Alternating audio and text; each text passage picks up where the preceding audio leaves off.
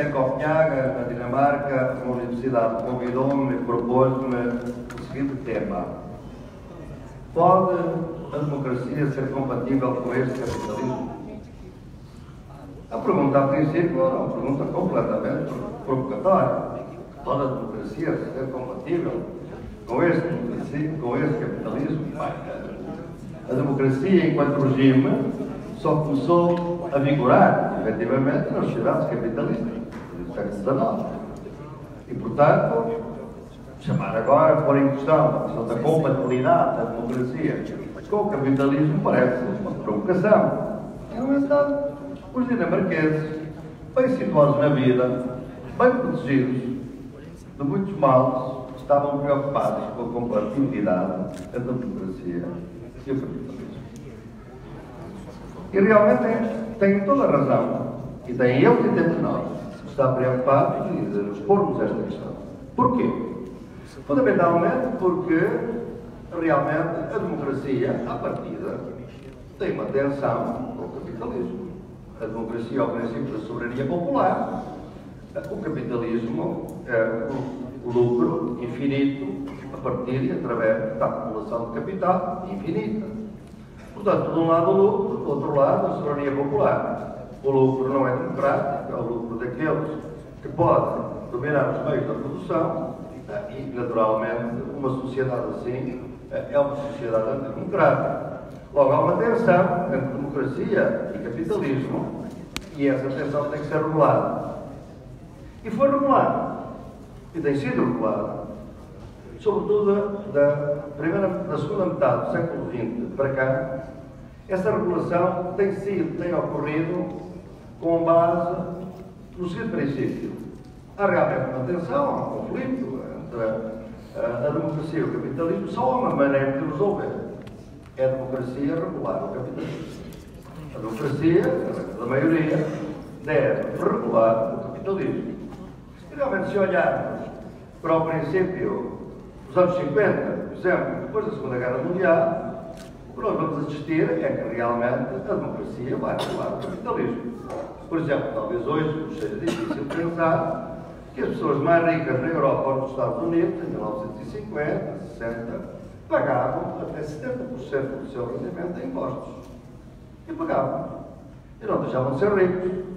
E o capitalismo não deixava de prosperar. Porque era importante ter votação para que o Estado financiasse a saúde, a educação, a segurança, a previdência social. Portanto, havia aqui um princípio de que realmente é preciso contribuir para a República, para o bem comum. Em segundo lugar, entendia-se que havia bens suficientemente importantes para a sociedade que não deviam ser nunca objeto de mercantilização, estarem sujeitos ao mercado. Eram bens essenciais, eram bens estratégicos, a água, a eletricidade, por exemplo. Em alguns países até a terra. E, portanto, esses produtos, esses bens, deviam se manter como bens nacionalizados. E assim foram aceitas nacionalizações desses bens. Em terceiro lugar, num continente tão conflitual como a Europa, o continente mais violento do mundo, sem dúvida, não pode dar grandes lições de paz ao mundo, porque no século XX matou 78 milhões de pessoas em 2 guerras. É o continente que matou mais gente nos tempos. E, portanto, muito traumatizado, sobretudo porque houve um conflito muito grande entre o capital e o trabalho, a ideia era que a maneira da democracia regular o capitalismo era que houvesse um certo entendimento entre o trabalho e o capital. E para isso havia uma maneira, é que as empresas deviam ser geridas pelos patrões, obviamente, mas com a colaboração efetiva dos trabalhadores.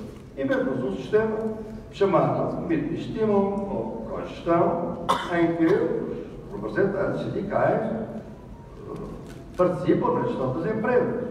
Até hoje, a Volkswagen, a Mercedes, nas suas sedes, têm assistentes de cogestão. Ora bem, estas 3 coisas foram muito importantes para a democracia regular o capitalismo e o capitalismo de facto prosperar. Porque o capitalismo tinha que prosperar, porque do outro lado do muro de Berlim, como sabe, havia um concorrente. O concorrente era o comunismo soviético. E a Alemanha Oriental, por acaso, era o país mais desenvolvido daqueles setor. E, portanto, era importante dar condições à Alemanha, derrotada, para poder prosperar também e ser produtiva.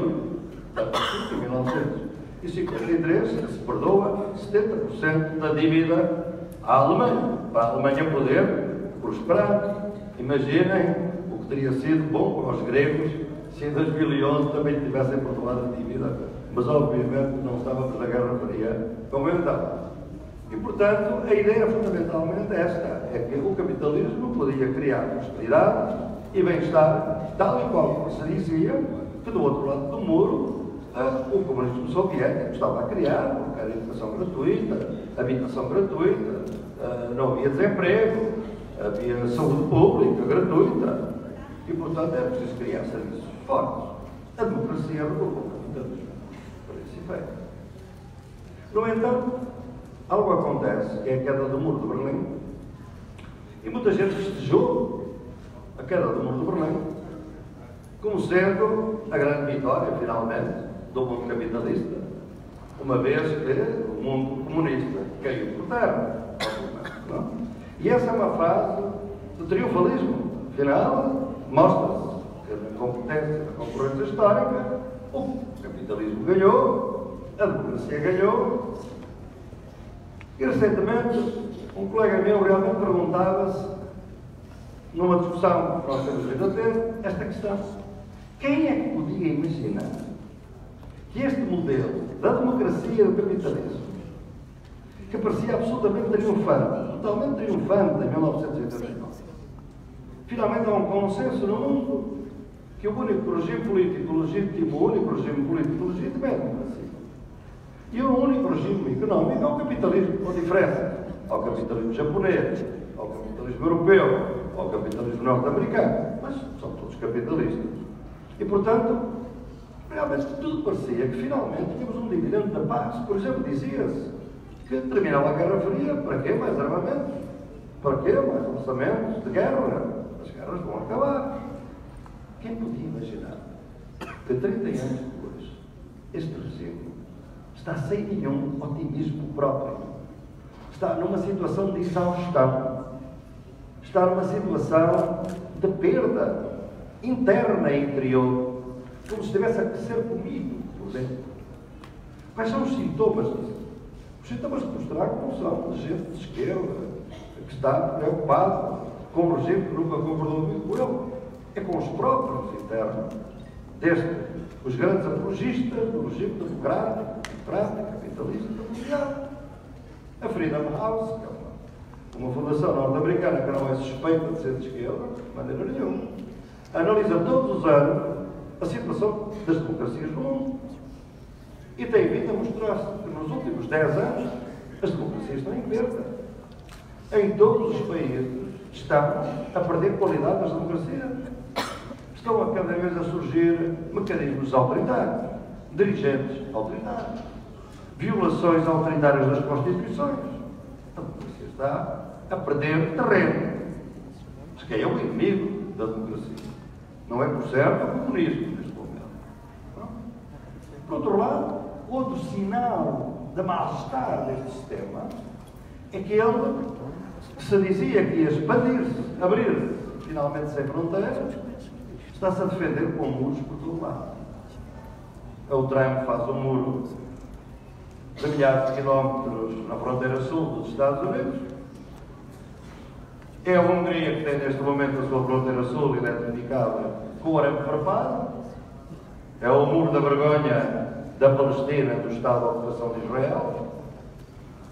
É um mundo que tem medo, que está na defensiva. Os europeus, na frente disto tudo, o medo que têm dos refugiados, que os metem em campos de concentração, onde obviamente não são tratados como cidadãos, longe disso. E com um cinismo atroz, deixam que o Mediterrâneo seja um cemitério líquido, porque quem morre são africanos do norte e do sul, que não são verdadeiramente gente, são subhumanos. Uma afirmação colonialista de desprezo, racista pelo outro. Portanto, um sistema sitiado. Mas, acima de tudo, a terceira doença que parece comer por dentro deste sistema é uma nostalgia, de repente, deste sistema que era um sistema virado para o futuro, uma nostalgia do passado. Começam a surgir cada vez mais vozes que queriam voltar ao passado, passado que por vezes pode ser anterior à Revolução Francesa, passados que podem ser ditaduras, os neofascistas deste país, os neofascistas da Europa, a extrema-direita da Europa. Isto é um regresso ao passado, como se esse passado fosse a única maneira de salvar este sistema. Portanto, há aqui uma doença que é difícil de explicar porque não parece muito claro quem é o inimigo deste sistema. A gente sabe que o nazismo, quando ele surge na Europa, ele surge fundamentalmente porque é o momento em que o capitalismo se sente na necessidade de eliminar a democracia para subsistir. E eliminar a democracia porque há dois grandes inimigos. Por um lado, a ameaça comunista da Revolução Soviética. Em segundo lugar, um movimento operário muito bem organizado, muito agressivo, sobretudo na Alemanha. Não há mundo comunista neste momento e nem há sequer um movimento operário muito aguerrido e organizado. Porque são os inimigos. Serão eles próprios os inimigos que criaram os inimigos deles próprios? Temos que perguntar um pouco o que é que se passou. E o que pretendemos ver um pouco como é que vamos encarar os próximos anos. O que é que se passou? O que se passou é que foi um engano nós pensarmos que com a queda do muro de Berlim tinha sido derrotado o socialismo e o comunismo soviético.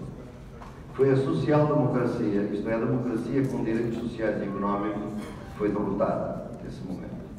Nesse momento, a social-democracia europeia, que era a democracia, a tal democracia criada depois da guerra, com direitos sociais, económicos, etc., através de alta tribulação, começa a ser posta em crise imediatamente. Porque já há um relatório desde 1975 de uma organização que diz que a democracia está sobrecarregada de direitos. Há demasiados direitos, demasiadas pessoas têm demasiados direitos. E, portanto, a democracia tem que começar a cortar os direitos. É o primeiro sinal. E, portanto, a partir daí nós vamos assistindo a uma degradação do conteúdo de intensidade da democracia, que era exatamente esta inclusão, porque a democracia era compatível com o capitalismo no século XIX. Porquê? Porque quem votava na democracia eram os proprietários. A democracia não podia fazer muita coisa contra o capitalismo, porque os proprietários não iam votar contra o capitalismo. Mas depois houve a luta das mulheres, depois houve a luta dos trabalhadores, depois houve a luta por inclusão, por sufrágio universal. As mulheres da Suíça só em 1962 puderam votar. Portanto, esta inclusão é que criou a tal tensão, e a tensão foi resolvida pela democracia a regular o capitalismo. Porquê é que essa regulação foi desaparecendo? Porquê é que assistimos a isso? Porquê é que no momento em que cai o muro de Berlim, não só cai o socialismo soviético, mas cai também a social-democracia? É que a social-democracia, se calhar, não era um projeto de paz, era um projeto de guerra, era um projeto da Guerra Fria. Existia para mostrar ao mundo soviético que era melhor. Desapareceu o mundo soviético e o capitalismo deixou de ter concorrentes. E a partir daí começa a dizer que a social-democracia é cara, que a democracia com muitos direitos é cara, que o capitalismo europeu não se pode exportar, que o único capitalismo que se pode exportar é o capitalismo norte-americano. E, portanto, começa um processo muito subtil, mas extremamente perigoso, que é este.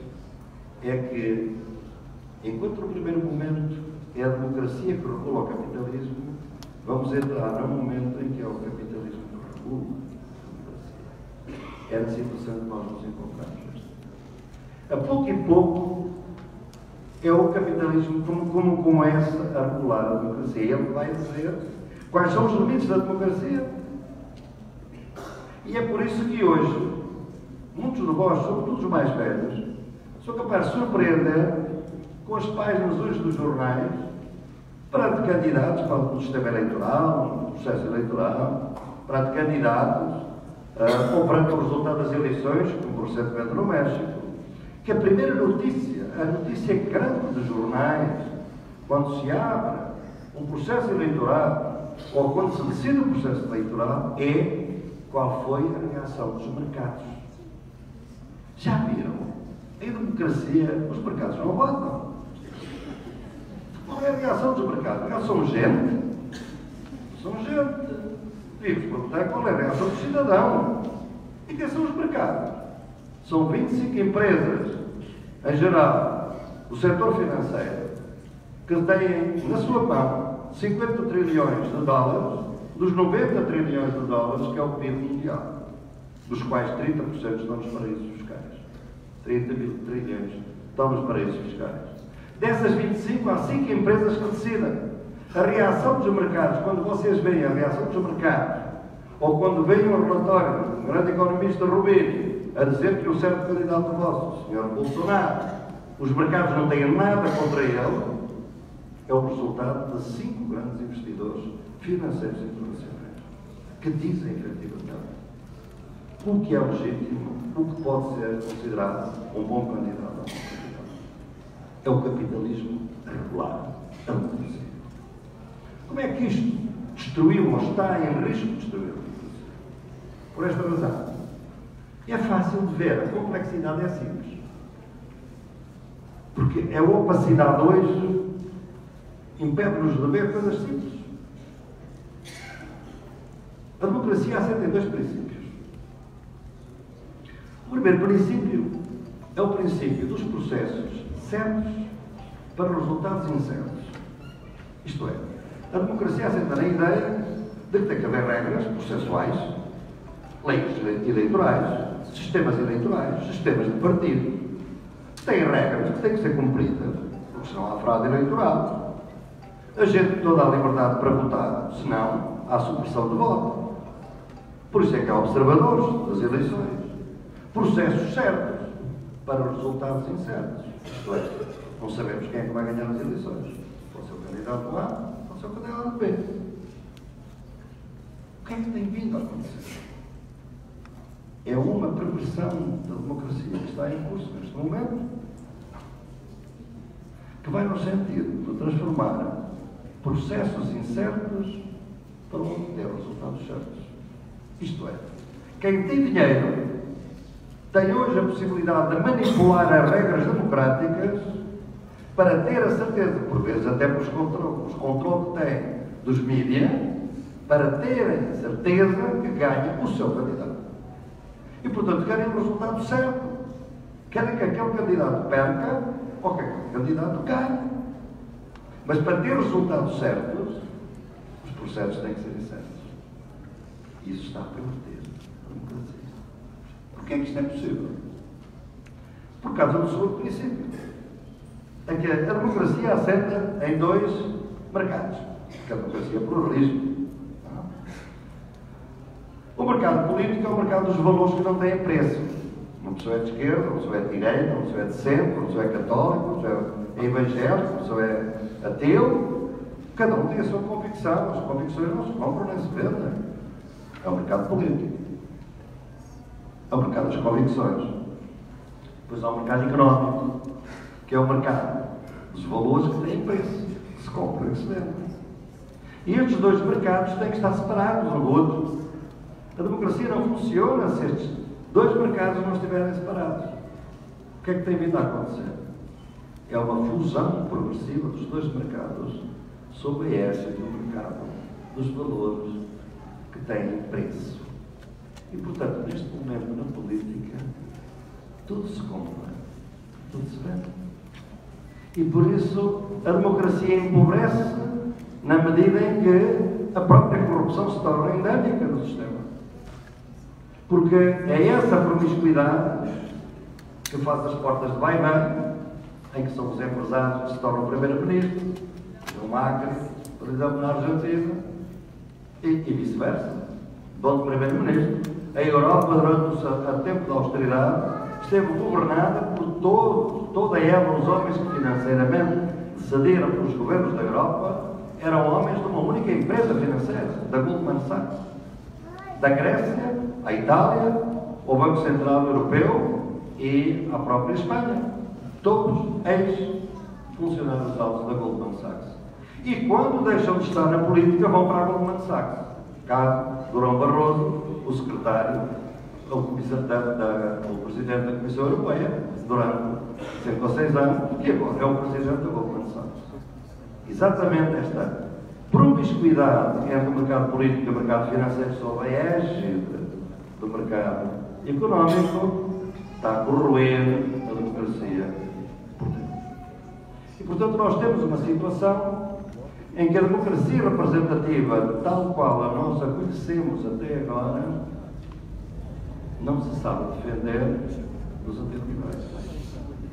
E começamos a lembrar que, afinal, o Hitler chegou ao poder por eleições. O Hitler não fez um golpe de Estado. O Hitler chegou ao poder depois das eleições de novembro, ou umas em maio, mas em novembro de 32, é realmente que lhe dão poder absoluto. Portanto, esta democracia não se defende. Que é um problema que nós temos que nos pôr. É de bem que nós defendemos esta democracia para poder efetivamente contrapor-se ao capitalismo, que agora sim, os dinamarqueses tinham razão em perguntar, é que se esta regulação do capitalismo sob a democracia continuar, sem nenhum limite, bem, qualquer dia o capitalismo pode chegar à conclusão que estamos numa situação em que a democracia é cara demais, portanto é incompatível. Isso é incompatível, substitui-se. Esta é a situação que nos encontramos. É uma situação de risco. Porque o risco ainda é maior se notarem que depois todas as instituições que se constroem no sistema democrático começam a ser corroídas pela mesma perversão. Vejam, por exemplo, o direito. O direito é fundamental, é um sustentáculo, que assenta na ideia que, efetivamente, há 3 órgãos, no princípio, executivo, judiciário e legislativo. Cada um tem os seus limites. O judiciário, depois da Segunda Guerra, tem um poder importante para manter os vários órgãos nos seus verdadeiros lugares, chamado controle constitucional, mas existem exatamente segundo a mesma regra. O sistema judicial, por exemplo, funciona segundo a mesma regra, já viram, tem o mesmo princípio da democracia. Processos certos para resultados incertos. Ou direito processual, os processos têm que ser cumpridos, as regras processuais têm que ser respeitadas para o resultado ser incerto. O arguido é acusado, pode ser condenado, pode ser absolvido. O queixoso faz uma queixa, pode ganhar a queixa, pode perder. O resultado é incerto, o processo é certo. O que é que estamos a assistir na atual situação, do qual o Brasil é um grande laboratório? É que os processos judiciários estão a ser incertos para ter um resultado certo. Quer-se a condenação de uma pessoa concreta, então manipula-se o processo para que o resultado seja exatamente o que se pretende.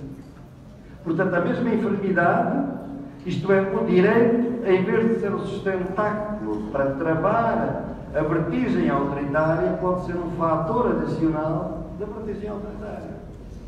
E, portanto, em plena normalidade democrática, nós vamos assistindo a uma vertigem autoritária que o próprio direito abriga. Porque é uma espécie de um estado de exceção, que não é um estado de exceção schmittiano, porque é um estado de exceção relativamente anárquico, na mão dos magistrados. Mas vejam que vai fazer a mesma inversão que a própria democracia está a sofrer. Porque o princípio fundamental do direito, o segundo princípio, o primeiro é esse, processos certos para resultados incertos, também. E o segundo princípio é que o direito tem poder sobre os magistrados. O que estamos a assistir é que os magistrados têm esse poder sobre o direito. É uma inversão, obviamente, da regra. Eu tive acesso, porque nem sequer a pessoa, o magistrado Sérgio Moro pediu sigilo para o seu requerimento, as suas alegações perante o Conselho Nacional de Justiça, recentemente, devido ao facto de ter anulado uma decisão do juiz superior, obviamente, uma produção de incerteza no sistema, porque, obviamente, a decisão de um juiz superior, se for incompetente, obviamente só pode ser anulada de uma forma, é por um tribunal superior. Não pode ser, obviamente, por um juiz inferior, de maneira nenhuma. E, portanto, foi chamado ao Conselho Nacional de Justiça. Depois de várias alegações, são várias, em que ele se arroga a dizer que o juiz desembargador, Rogério Flavrete, é absolutamente incompetente, algo que só podia ter sido declarado por um tribunal de recurso, apenas dizendo que, quiçá, forçou a lei e talvez pode ter ido um pouco além para evitar uma situação de risco. Esta é a frase. Ou seja, para ele, se o Presidente Lula fosse solto, havia um risco para o país. É isto. Então, é um estado de exceção que é um magistrado que o declara. Porque o estado de exceção schmittiano é o soberano que define o risco e pede a suspensão da normalidade em nome de uma anormalidade que também é legal, mas é uma anormalidade, um estado de emergência, e ele tem o poder para declarar. Imaginem o que é estados de exceção que podem ser fragmentados, pulverizados os magistrados, que num certo momento se arrogam de fazer estados de exceção. Então é o magistrado a ter poder sobre o direito e não o direito a ter poder sobre o magistrado. Estão a ver a perversão? Estão a ver a inversão? E tudo isto não é fácil de ver, apesar desta opacidade ser patente. A opacidade na nossa sociedade não é o que se esconde, é o que está tão patente que não se vê. É que as pessoas já se habituaram a isto e aparentemente o sistema judiciário brasileiro não reage absolutamente nada. Afinal, parece tudo normal. Mas esta é a situação que a gente se encontra. Isto tem muita importância, porquê? Porque, neste momento, se nós tivermos a ideia de que realmente os magistrados têm poder sobre o direito e não o contrário, vai ocorrer algo que também é subtil e que está a ocorrer e que não se nota muito à vista desarmada, por exemplo. É que o princípio fundamental que no direito e na democracia é o chamado primado do direito. O primado do direito é uma coisa complicada, mas simples.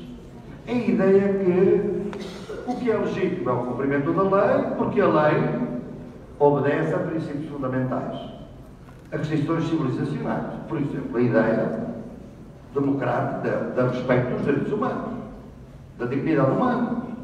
A ideia da democracia como o princípio legítimo. O que é que nós estamos a assistir quando se dá esta deterioração democrática de que o Brasil é, neste momento, um laboratório? É que a gente substitui, subtilmente, grosseiramente, o primado do direito pelo primado da lei. São duas coisas muito distintas, parecem iguais, mas não são. O primado da lei é a lei positiva. O primado do direito é a lei com os princípios fundamentais. O Hitler respeitou o primado da lei, mas violou o primado do direito. Estão a ver? Portanto, neste momento, uma luta, por exemplo, contra a corrupção, se for levada pelo princípio da legalidade e não pelo princípio da legitimidade, pode destruir o sistema democrático. Pode destruir o sistema democrático. Um político qualquer, numa delação premiada, que é altamente contestável internacionalmente, como meio de prova, porque não é prova, que vê o seu nome mencionado, tem a sua carreira anulada. Porque depois há um monopólio mediático que faz ampliação simbólica desse caso. Cria-se, portanto, um ódio geral à política, é o que nós chamamos de populismo, e a política do ressentimento.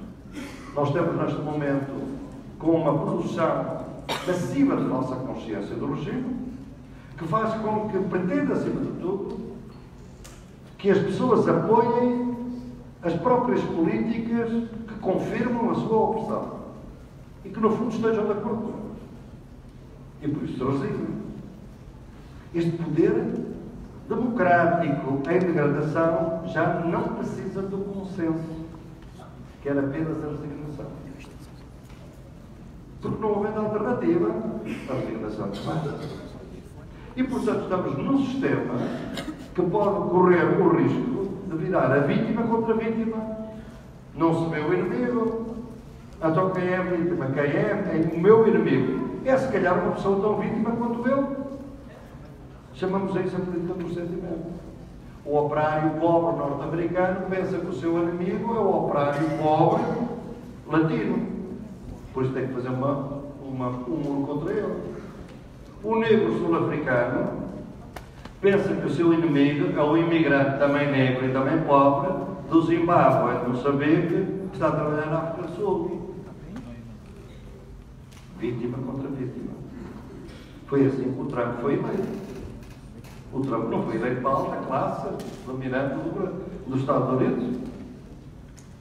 Foi eleito por muita gente que vive exatamente nessa falsa consciência de que realmente o inimigo é outra vítima.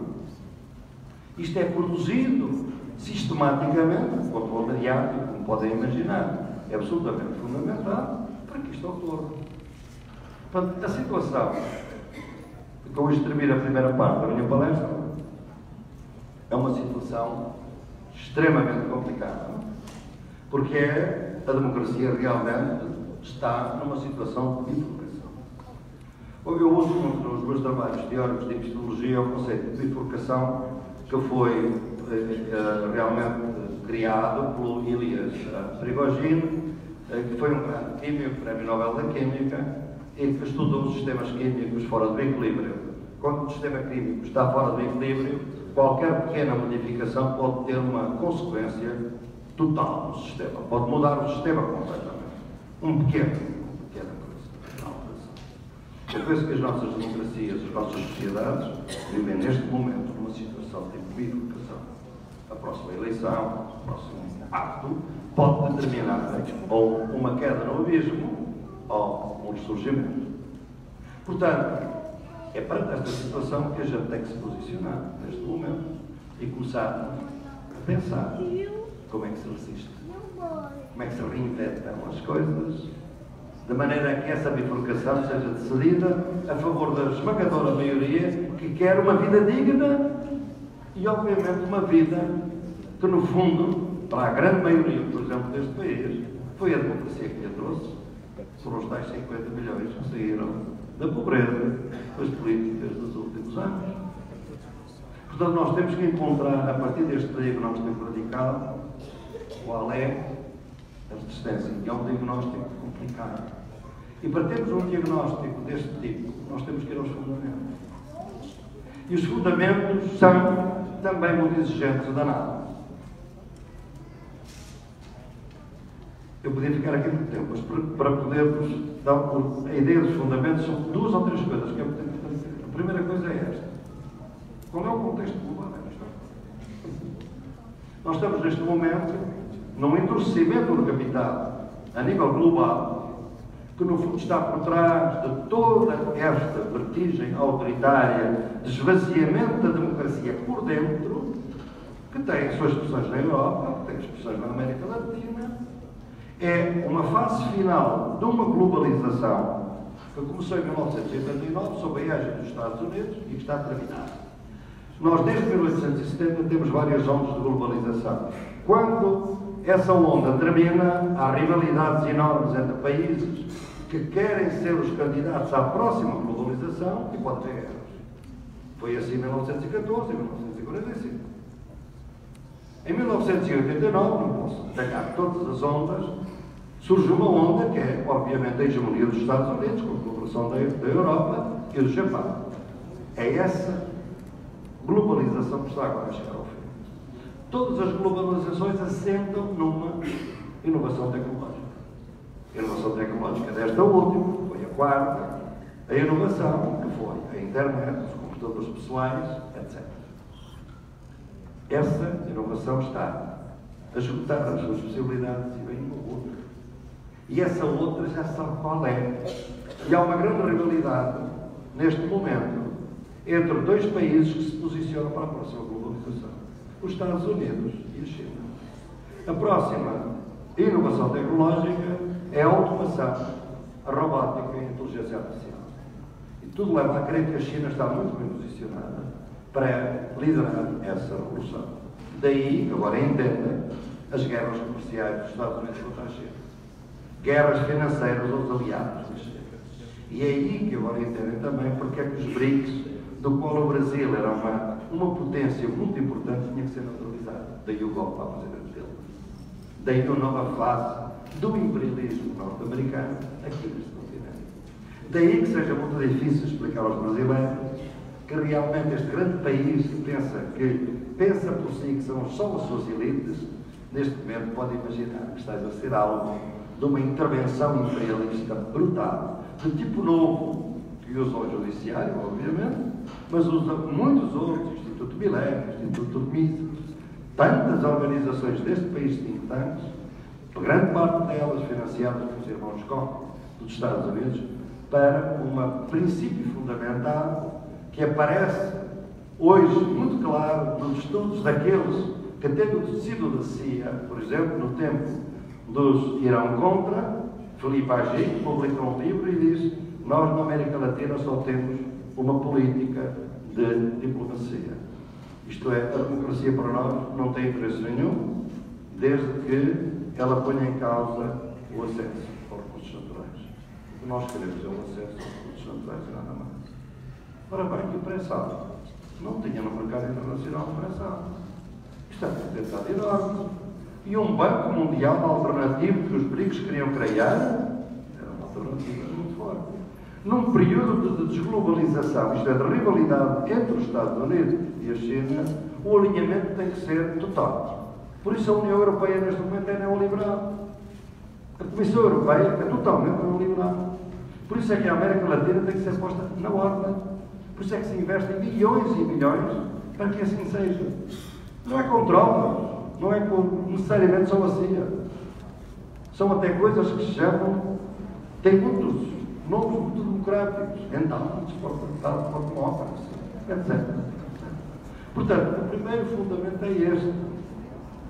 No momento de rivalidades, exigem-se alinhamentos.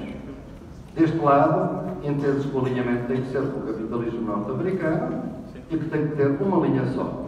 Porquê? Porque a linha é o dólar. A força dos Estados Unidos é o dólar. Como o dólar não está apoiado em ouro, só pode estar apoiado numa coisa, é que realmente todas as transações de petróleo são feitas em dólares, através de um acordo de 1971 entre os Estados Unidos e a Arábia Saudita. É tão simples quanto isto. Por isso, quem quer fugir ao controle do dólar nas transações comerciais de petróleo pode ser assassinado. Gaddafi, Saddam Hussein, Líbia e Iraque foram destruídos porque tinham a intenção de alterar as denominações das suas transações. Porque é que o Irão está a ser atacado? Porque é que a China está a ser... A China, obviamente, são atacados os aliados da China.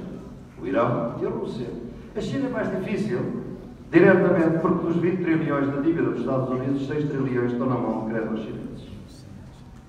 E a dificuldade.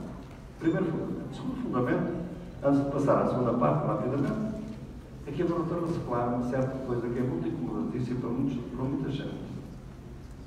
É que realmente as sociedades não são capitalistas. Foi um erro, inclusivamente, do pensamento marxista, do meu próprio pensamento. Sou marxista, portanto, realmente foi a minha formação de base, foi Marx. Mas não posso hoje esquecer que o Marx foi um adepto do colonialismo, pelo menos em inglês. Achou que era o colonialismo da Índia tinha sido uma coisa positiva. Isto tem sido um grande erro. Nós temos pensado que as sociedades são apenas capitalistas. Não. As nossas sociedades são capitalistas, colonialistas e patriarcais. O colonialismo não desapareceu, nem terminou com a independência. Mudou de figura. Foi o colonialismo interno dos coronéis, é o racismo na sociedade brasileira. É a xenofobia e o racismo dos europeus.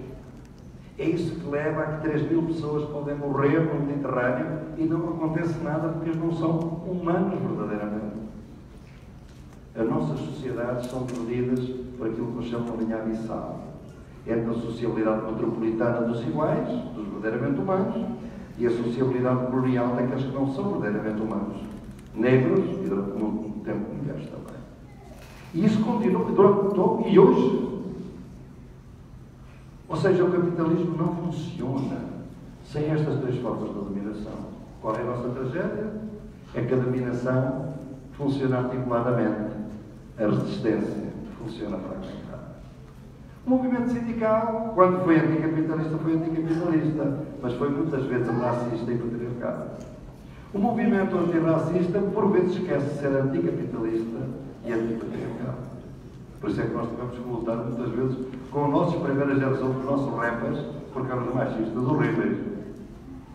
E o movimento feminista, por vezes, é antipatriarcal, mas esquece de ser antirracista e anticapitalista. E, portanto, os movimentos estão fragmentados, a resistência fragmentada, a dominação está unida. E quando o capitalismo endurece o colonialismo. Mais jovens negros a ser exterminados nas periferias do Brasil. Mais intervenção militar no Rio de Janeiro. 3 negros jovens são assassinados por dia em São Paulo, em Fortaleza, no Rio. Há 15 dias, 3 mulheres foram assassinadas por seus companheiros em Brasília, durante uma semana. Capitalismo, colonialismo e patriarcado em articulação. Portanto, é muito mais forte a dominação do que aquilo que a gente pensa. E é muito difícil pensarmos como se organiza a resistência, precisamente porque nós fomos criados na ideia de que realmente resistir era contra o capitalismo, porque não o colonialismo. E, portanto, muitas vezes fomos coniventes com o racismo, até ao dia de hoje, e com o patriarcado e com o sexismo. E não pode ser. Portanto, eu acho que nós, a partir destes fundamentos, podemos começar a pensar na resistência. E a pensar que as instituições capitalistas, porque são também colonialistas, são patriarcais, elas não protegem se não houver uma resistência forte. A história mais pungente da minha experiência como sociólogo, ativista e militante e político também, público, foi quando nós organizámos agora recentemente, há 3 semanas, no Museu da Maré, 2 dias de reflexão de uma iniciativa com a Fórum Social Mundial, a Universidade Popular dos Movimentos Sociais, em que nós lançámos uma iniciativa para continuar Marielle Franco.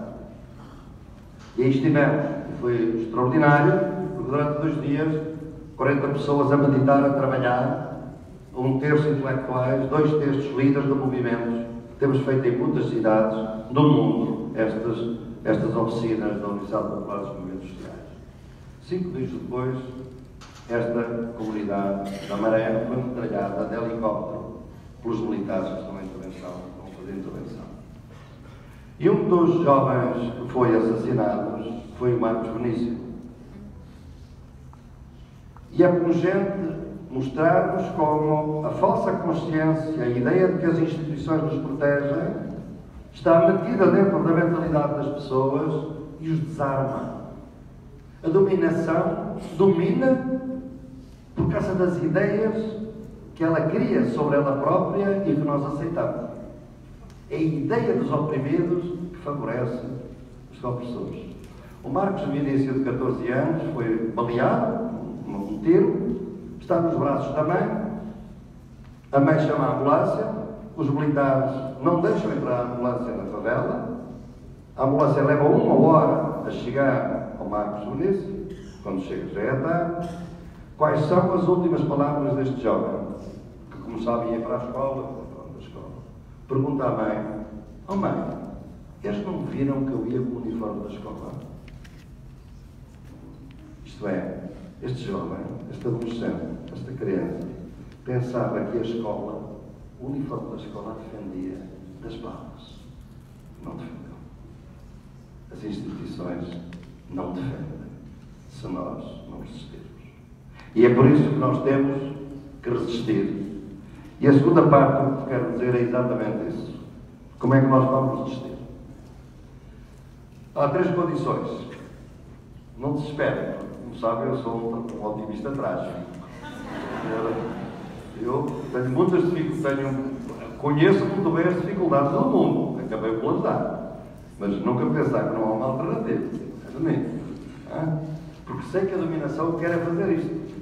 É incutir-nos medo para não termos alternativas. Está a esperança. Agora, que ela é muito exigente, são três condições.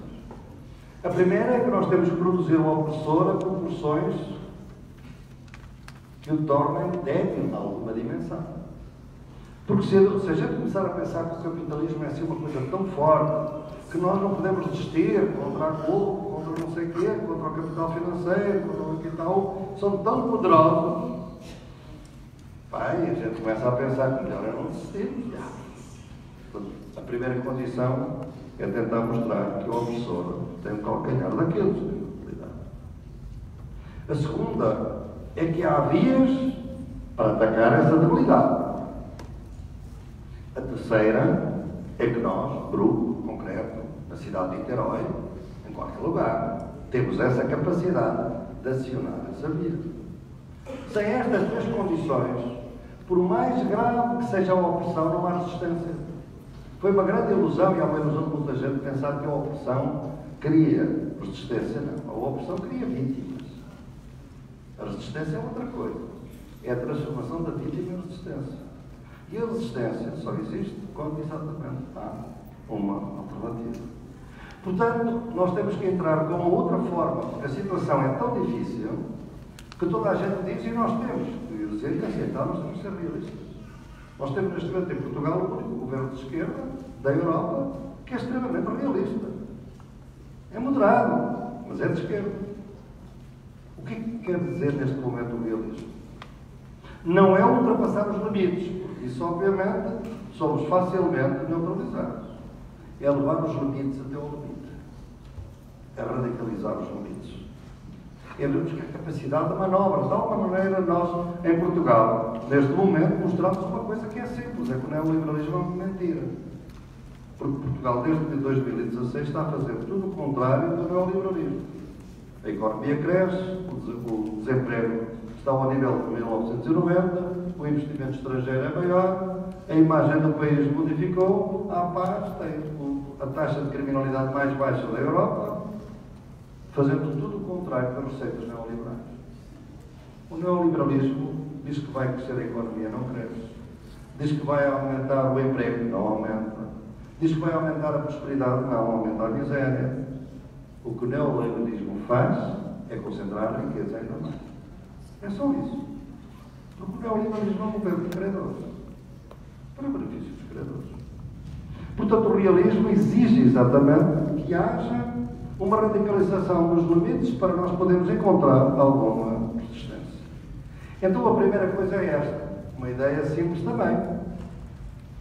É que nós temos alternativa a todos. Nós não podemos deixar pensar que não há alternativas. Mas nós pensamos que necessitamos, neste momento, de um pensamento alternativo de alternativas. Não precisamos de alternativas. Precisamos de um pensamento alternativo de alternativas. Porque nós temos alternativa a tudo, exceto à democracia. Portanto, nós temos é que ver o que é a democracia. Porquê é que em 1970 havia 5 ou 6 tipos de democracia e agora só há 11? Havia a democracia popular. Lembrem-se que nos anos 60 e 70 não se dizia que o comunismo soviético era ditadura. Eram democracias populares. Depois, os países que saíram do colonialismo europeu, pelos movimentos de libertação, só tinham um partido, o movimento de libertação.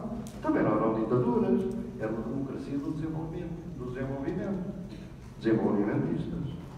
Depois havia a democracia comunitária, dos indígenas, a democracia participativa, que tinha existido na origem do próprio Rousseau, a teorizou um pouco, e obviamente a democracia representativa. De repente, a partir dessa altura, nós não perdemos apenas biodiversidade. Isto é aquilo que a gente diz, perdeu a biodiversidade da natureza. A gente também perdeu demodiversidade. A diversidade da democracia. E chegámos a uma conclusão que só a democracia liberal representativa era a democracia. Isto foi o princípio do fim da nossa situação em que nos encontramos. Portanto, nós temos que voltar à ideia de que a democracia representativa não é falsa, mas é pouca. Porque ela não sabe defender os antidemocratas que a sequestram facilmente, que a estão a sequestrar neste momento. Então nós temos que apoiar com a democracia participativa, por exemplo. E, portanto, tenho vindo a propor a necessidade de que a primeira linha de radicalização da democracia é a articulação da democracia participativa e representativa. Eu tenho observado, acabei de publicar um livro que está aí, em coletivo, Demodiversidades, publicado pela editora Autêntica, que acaba de sair, em que estivemos a analisar as experiências democráticas numa série de países, num grande projeto europeu que eu dirigi até há pouco tempo, e agora estamos a publicar os seus resultados. Um dos estudos sobre a democracia participativa aqui no Brasil. E aí fazemos muita crítica às práticas da democracia participativa. Porquê? Porque o princípio da democracia participativa, eu não conheço o caso de Niterói, portanto, perfeito, esteja à vontade, não vou fazer nenhuma crítica, pelo contrário, tenho muito boas referências do trabalho que o senhor aqui faz, sobre esse referendo extraordinário, sobre o uso das armas ou não armas pela Guarda Nacional, que acho que é uma coisa notável de uma visão de futuro, não perdeu agora, mas vai ganhar na próxima, portanto, não tenha dúvida, tenha paciência, o progresso da humanidade nesse aspecto leva algum tempo, e, portanto, é preciso ter paciência. Mas é preciso articular o que é que aconteceu muitas vezes, é que se partidarizou a democracia participativa. Tentou-se dominar partidariamente a democracia participativa. E isso é o fim da democracia participativa. Porque ela começa a refletir os termos da própria democracia representativa. Na origem, quando, por exemplo, era o prefeito de Tarso Genro, lembro muito bem que eu fiz um estudo, correu o mundo, alguns terão lido, sobre a democracia e a participação. Nessa altura, não havia, até porque em Porto Alegre o PT nessa altura era uma minoria a nível das comunidades, não era ele que dominava. Mas, posteriormente, ela perdeu energia. A democracia participativa é importante, mas ela não basta neste momento ter de um lado os partidos e a democracia representativa e a democracia participativa a nível dos municípios. Temos que fazer duas coisas de radicalização. É que não há nenhuma razão para que a democracia participativa seja só a nível municipal. Devia ser também a nível estadual e devia ser a nível federal. E não há nenhuma razão para não ser. Temos hoje projetos de engenharia, digamos, institucional que podem acontecer. Mas é uma outra coisa que vai ser muito mais difícil aos partidos que vão surgir depois, e em breve espero que vejam surgir partidos novos, não é o Partido Novo, mas novos partidos do partido que têm que fazer, que são o que eu chamo os partidos de movimento, que é o seguinte: isto pode ser uma inovação que pode ocorrer nos partidos atuais, não tenho dúvida, mas vai ser difícil. É que a democracia participativa tem que estar dentro dos próprios partidos. O partido que representa, que é o grande representante da democracia representativa, tem que ele próprio estar criado, mantido, sustentado por democracia participativa.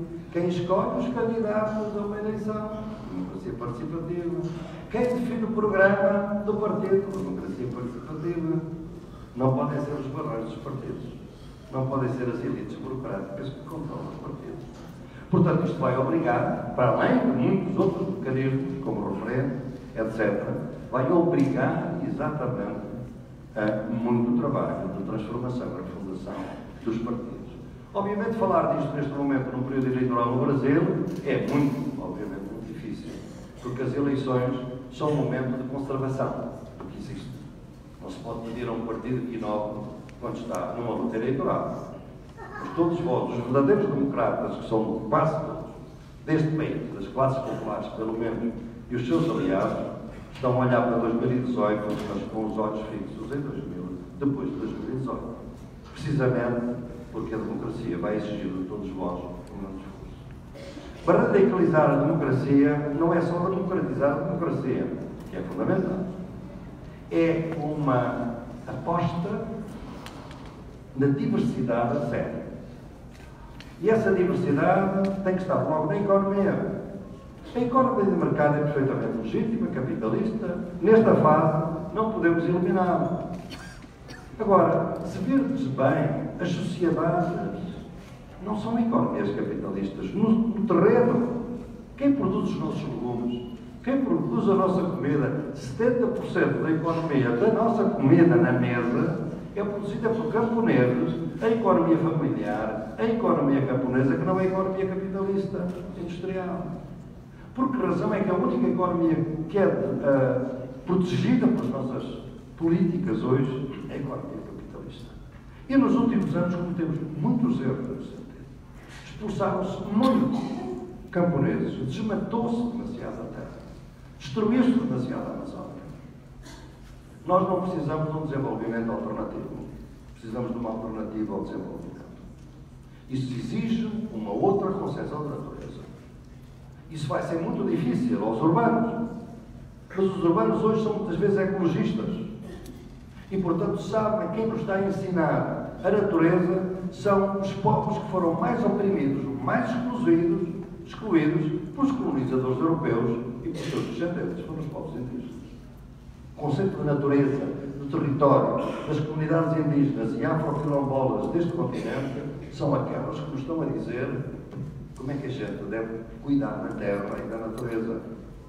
Não é por acaso que 75% da biodiversidade do mundo está em territórios indígenas ou afrodescendentes.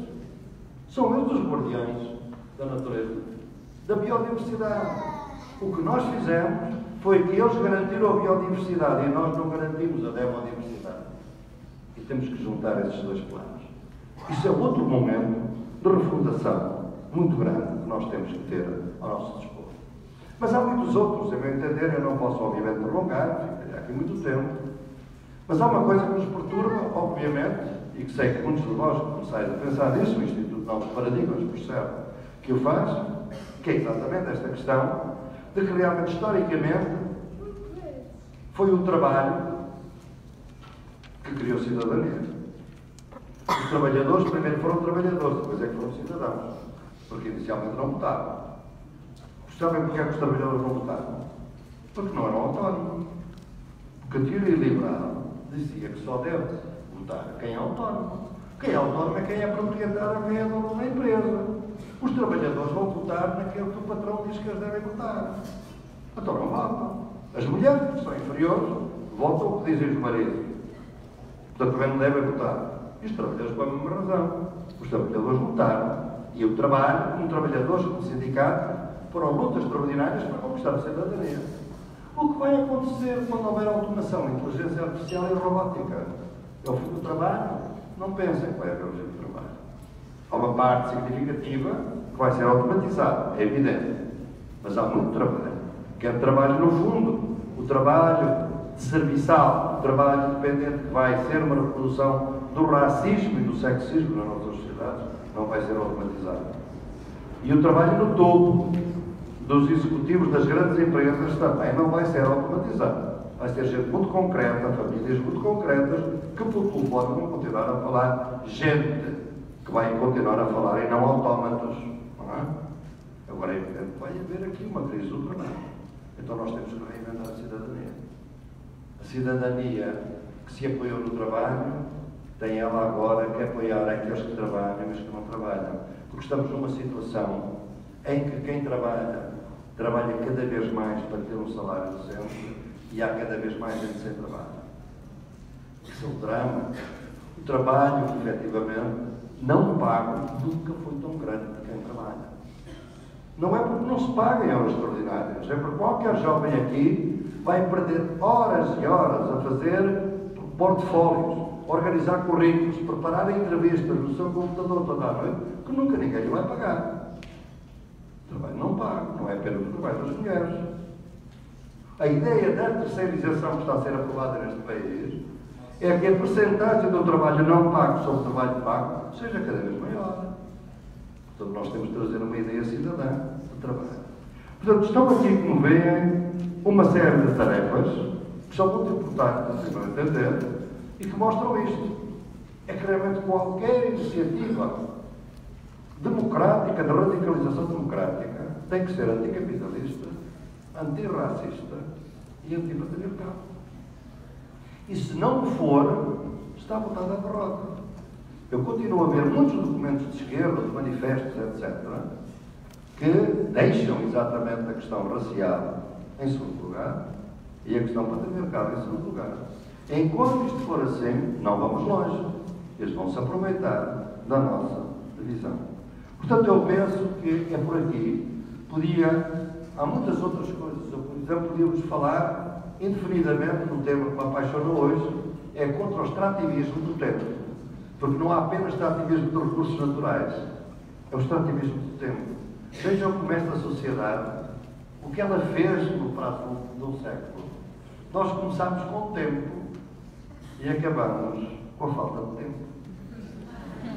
Toda a gente criou-se uma escassez artificial do tempo que não dá para a gente se contemplar. Muitas vezes para a gente se amar, para a gente se divertir, para pensar.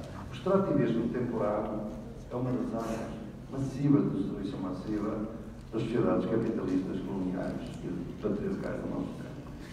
Portanto, qual é a regra geral fundamental? Não é receita, mas aquilo que eu penso que de alguma maneira, de uma ou outra forma, nós temos que fazer. O neoliberalismo é uma arma de destruição da esperança, criando medo a grande parte da população para que 1% tenha esperança, tem só esperança, não tenha medo. O medo dá-se pela disciplina económica, ajustamento estrutural, ajuste estrutural, a disciplina da luta contra o terrorismo, vigilância, a luta das políticas das drogas, que obviamente devia ser lutada e travada na Praça dos Três Poderes, que é onde ela se gera, a droga, e não nas favelas. Mas obviamente é exatamente uma forma da disciplina do neoliberalismo, para criar medo, indignação. Para que uns pequenos grupos só tenham esperança. Nós só podemos resistir com estas armas que temos na mão, que não são muitas, mas são fortes, nesta seguinte condição. É que nós temos que perder um pouco de medo para podermos ter esperança. E também temos que incutir algum medo àqueles que só têm esperança. Muito obrigado.